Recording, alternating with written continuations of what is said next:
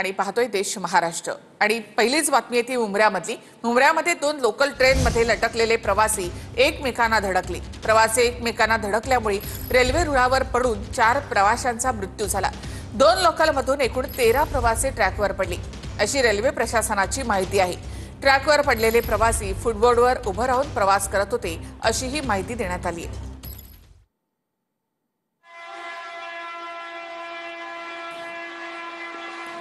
प्रवाशांच्या पाठीवरच्या बॅगांमधून ते एकमेकांना धडकले। दुसऱ्या लोकलमधून 5 प्रवासी पडले तर एका लोकलमधून 8 प्रवासी पडले। सकाळी 9:30 वाजता ही घटना घडली। प्रवाशांच्या पाठीवरच्या बॅगा एकमेकांना घासून टक्कर झाली। त्यानंतर दुसऱ्या लोकलमधून 5 तर एका लोकलमधून 8 प्रवासी पडले। 4 जणांचा यामध्ये मृत्यू झाला तर 9 जण यामध्ये जखमी झाले।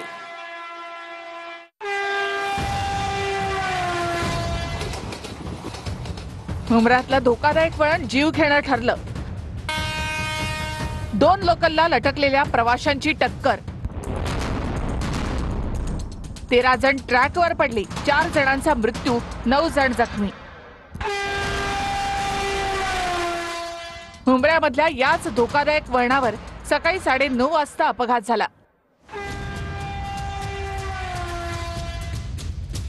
2 लोकल एकमेकांजवळून जात असताना लटकलेले प्रवासी एकमेकांना घासले गेले। त्यामुळे दोन्ही लोकलमधील 13 जण रेल्वे ट्रॅकवर पडले।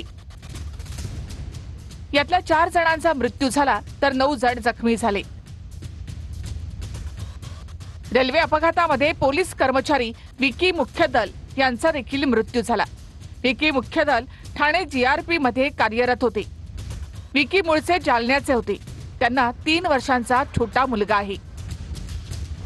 घरामध्ये कोण कोण होते? त्याच्या घरात त्याची बायको, मुलगा आणि तो, 2 जण होते। आणि त्याचे आई वडील सगळे गावी राहतात, त्याचे भाऊ बहीण। लय चांगला होता ते, आत्या आत्या आत्या करीत राहायचा फोनवर। इथेच तो अपघात झाला। मुंब्र्यामधल्या या धोकादायक वळणावर 2 लोकलमध्ये अत्यंत कमी अंतर आहे। अंतर इतकं कमी आहे की दोन्ही लोकलमध्ये प्रवासी लटकलेले असले तर ते एकमेकांना धडकू शकतात। मुंबईमध्ये कामाला जाणाऱ्यांची सकाळी लोकलमध्ये प्रचंड गर्दी होती। दोन्ही ट्रेन खचाखच भरल्या होत्या। दोन्ही ट्रेनमधले प्रवासी दरवाजामध्ये लटकत होते। यातले अनेक प्रवासी ट्रेनच्या फुटबोर्डवर उभे होते। प्रत्येक प्रवाशाच्या पाठीवर बॅग अडकवलेली होती।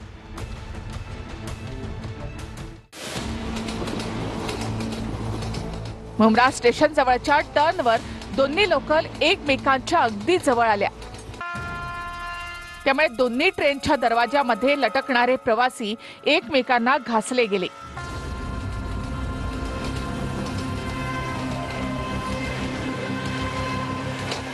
आता अपघात झाल्यानंतर पोलिसांनी दोन्ही ट्रॅक मधलं अंतर मोजलंय।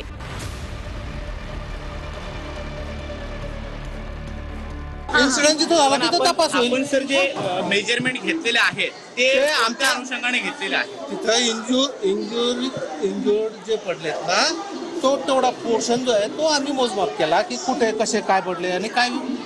नॉर्मली सर आता प्राथमिक जो काही आपली माहिती घेतलेली आहे, 2 ट्रॅक मध्ये अंतर किती असणं आवश्यक आहे तो रेल्वेचा प्रशासनाचा भाग आहे। तो आमचा भाग नाही, आपल्या अनुषंगाने आमचा भाग नाही, तो रेल्वे प्रशासनाचा भाग आहे। काही प्रवाशांची बॅग दुसऱ्या ट्रेन मधल्या प्रवाशांच्या बॅगेत अडकली। या अपघाताची जबाबदारी रेल्वेची असल्याचं अजित पवार म्हणाले।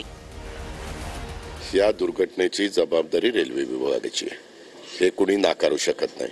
कारण शेवटी ज्या डिपार्टमेंटचं ही घटना घडती, परंतु त्यांची जबाबदारी आहे।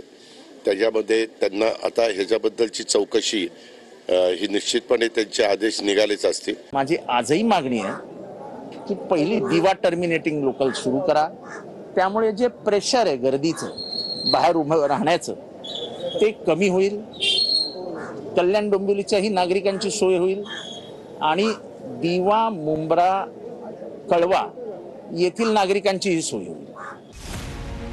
मुंब्रा रेल्वे दुर्घटनेमधल्या मृतांना राज्य सरकारची 5 लाखांची मदत देण्यात आली। गिरीश महाजन, श्रीकांत शिंदेनी जखमींची विचारपूस केली. जे मृत पावलेले आहेत, मला वाटतं 4 ती संख्या आहे. 3 आणि 4 ही संख्या आहे मृत पावलेल्यांची. त्या 4 आपण मदत म्हणून त्यांच्या कुटुंबियांना 5-5 लाख रुपये या ठिकाणी जाहीर केलेले आहेत.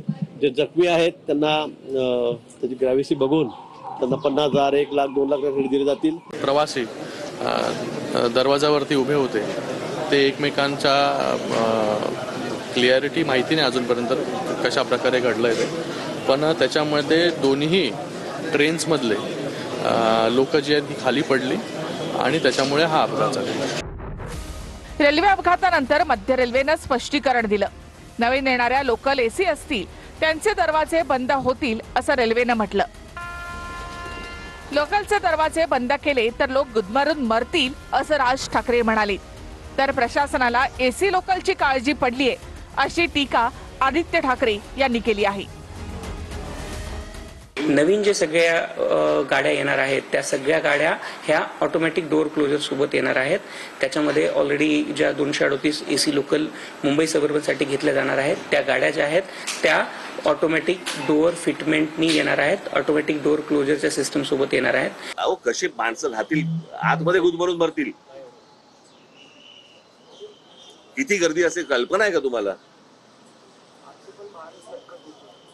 म्हणजे त्याची एक जागा बाबा बाहेर पडण्यासाठी पाहिजे, एक जागा आत जाण्यासाठी पाहिजे, काही नाही. जिथनं बाहेर पडतायत तिथनंच आत जातायत. बरं ज्याला उतरायचंय तोच परत पुढच्या स्टेशनवर जातोय. नुकसान भरपाई असेल, कॉम्पेन्सेशन असेल त्यांच्या परिवाराला द्याल, पण पुढची जी लोक आहेत जे रेल्वेमधून प्रवास करणार आहेत, जी लोकलमधून प्रवास करणार आहेत, सगळा काही फोकस तुमचं एसी ट्रेनवर आहे, इमारतींच्या उद्घाटनावर आहे, पण रेल्वे सेफ्टीवर कोणाचा नक्की लक्ष आहे हे पण प्रश्न विचारणं गरजेचं आहे. आणि कुठे ना कुठेतरी रेल मंत्री याचं उत्तर देतील का? तर लोहमार्ग पोलीस लवकरच रेल्वे प्रशासनाशी पत्रव्यवहार करणार आहेत. ट्रेन रिकामी असताना दोन्ही ट्रॅकमधलं अंतर आणि दोन्ही ट्रॅकवरून एकाच वेळी लोकल जात असताना असणाऱ्या अंतरासंदर्भातली माहिती मागवली जाणार आहे. रेल्वेकडून मागितलेली माहिती प्राप्त होताच पोलीस पुढचा तपास करतील. आज अपघाताच्या ठिकाणी लोहमार्ग पोलिसांकडून ट्रॅकमधील अंतराचं मोजमाप करण्यात आलेलं आहे. राजू पाटील यांच्याकडनं बदलापूर रेल्वे स्थानकावरचा एक व्हिडिओ पोस्ट करण्यात आला. बदलापूर स्थानकावर रोज अपघातजन्य परिस्थिती असते असं राजू पाटील म्हणाले. रेल्वे प्लॅटफॉर्मवर केले जाणारे बदल प्रवाशांसाठी डोकेदुखी ठरत आहे.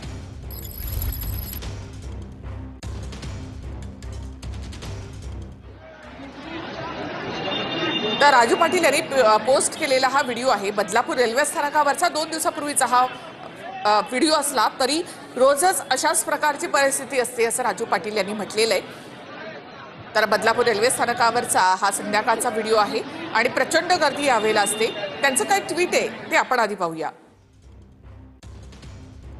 मुंबई उपनगरची मुख्य वाहिनी म्हणून रेल्वेकडे पाहिलं जातं. या रेल्वे प्रशासनाचे थोडे जरी नियोजन चुकलं तर काय होतं,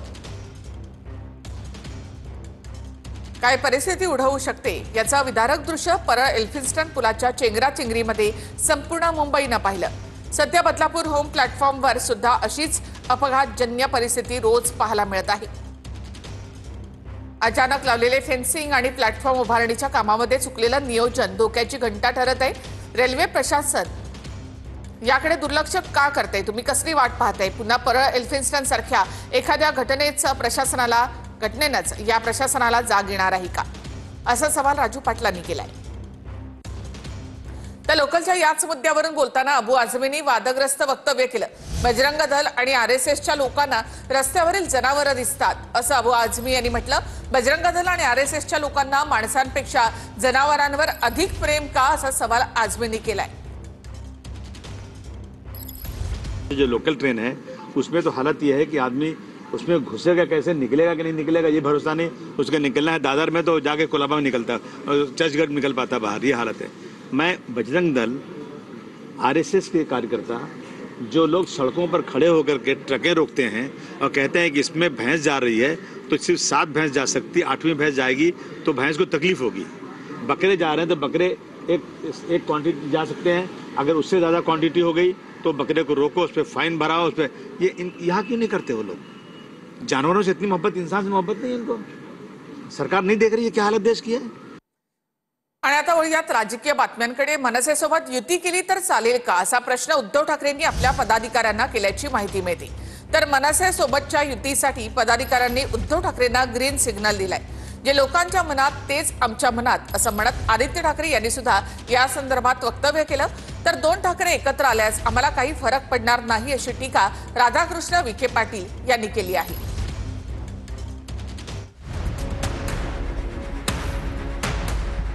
मनसेसोबत युती केली तर चालेल का? उद्धव ठाकरेंचा पदाधिकाऱ्यांना प्रश्न. जे लोकांच्या मनात तेच आमच्या मनात आदित्य ठाकरे. मनसे आणि ठाकरेंच्या शिवसेनेमध्ये युती होणार असल्याच्या चर्चांनी जोर धरलाय. जे लोकांच्या मनात आहे तेच आमच्या मनात आहे असं उद्धव ठाकरे म्हणाल्याचं आदित्य ठाकरे यांनी म्हटलं.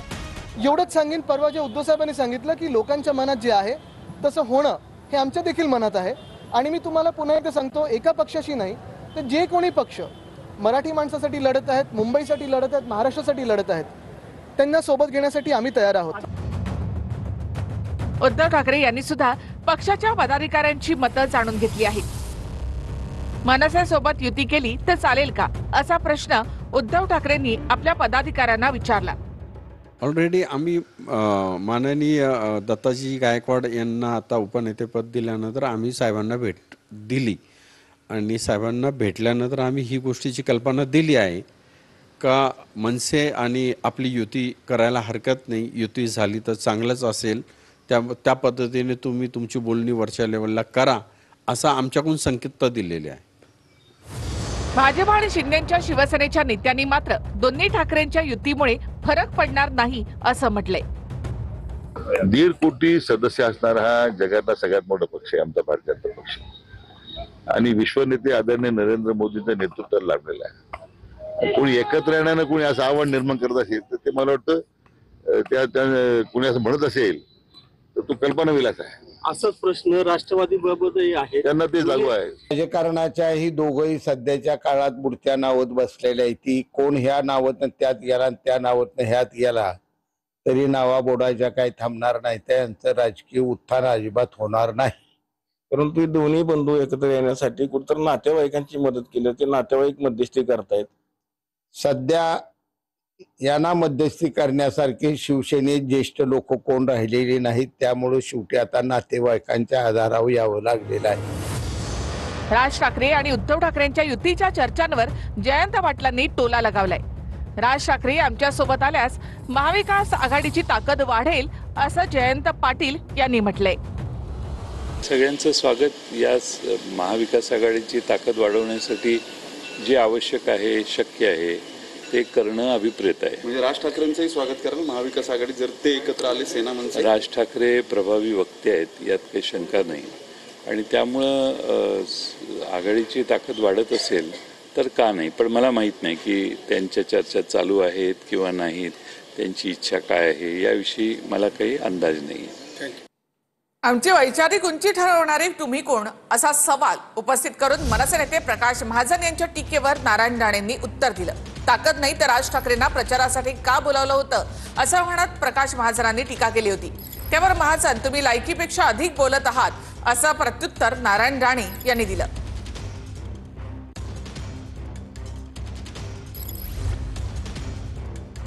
महाराष्ट्राच्या जनतेने 2024ला एकाला 20 आमदार दिले, दुसऱ्याला 0 दिलेले आहे. भरपूर ताकद आहे. आम्ही एवढं घाबरलो आहे की आम्हाला झोप लागत नाहीये. एवढी भीती वाटते आम्हाला लोकांना. भारतीय जनता पक्ष आमच्या जिल्हाध्यक्षांना घाम आलाय, मला घाम आलाय की आता आमचं कसं होणार. केवढी मोठी ताकद आहे हो. एकाकडे 20 आमदार आहेत, दुसऱ्याकडे 0 आहे. बाप रे. आणि आमच्याकडे तर 132 आहेत हो. कशी तुलना होणार आमची या दोघांबरोबर. आम्हाला दोघांना फार चिंता वाटते आता हो. ठाकरे ब्रँड हिंदुत्व सोडल्यामुळे संपलेला आहे. मग रत्नागिरीत लोकसभेला सभा कशाला घ्यायला आला राजसाहेबांच्या? तुम्ही तर घरी गेले होते राजसाहेबांच्या सभा घ्या. खरं म्हणजे नितीश राणेला मी गांभीर्याने घेतच नाही. त्याची वैचारिक उंची आणि वैचारिक रुंदी, वैचारिक खोली तर त्या माणसाला नाहीच आहे. त्याची वैचारिक उंची म्हणजे नितेश राणे उभा राहिले तर त्यांची उंची लवंगे एवढी होते आणि ते बसले तर ते विलायची एवढे होतात. अशा माणसाचं काय सिरियसली घ्यायचं? तो त्याच्या मानाप्रमाणे म्हणजे उंचीप्रमाणे रुंदीप्रमाणे सल्ले देत असतो. तर आमची वैचारिक उंची ठरवणारे तुम्ही कोण असा सवाल नारायण राणेंनी केला. महाजनांनी जे अकलेचे तारे तोडले, राज ठाकरे आणि माझ्याबद्दल महाजन जे बोलले त्याबद्दल मला काही बोलायचे नाही. राज ठाकरे आणि माझे संबंध हे बोलण्याच्या पलीकडचे आहेत. प्रकाश महाजन कोण? राजकारणामध्ये, समाजकारणात, विधायक क्षेत्रात आपले योगदान काय? कुठल्या एखाद्या पक्षामध्ये एक पद मिळालं म्हणून तोंडाचा जिभेचा उपयोग करू नये एवढी तुमची कुवत नाही. मंत्री नितेश राणे यांनी आपली वैचारिकता, बुद्धिमत्ता, जनमानसातील प्रतिमा या वयामध्ये सिद्ध केली आहे. नितेश राणे हे दूरच वैचारिक उंची ठरवणारे कोण? आमची वैचारिक उंची जनतेनं ठरवली आहे. नितेश राणे जनतेमधून 3 वेळा निवडून आले आहेत. आपण किती वेळा निवडून आलात? आपण राणेंच्या रस्त्यामध्ये आलाच आहात तर तुम्हाला योग्य रस्ता दाखवण्याचं काम मी जरूर करेन.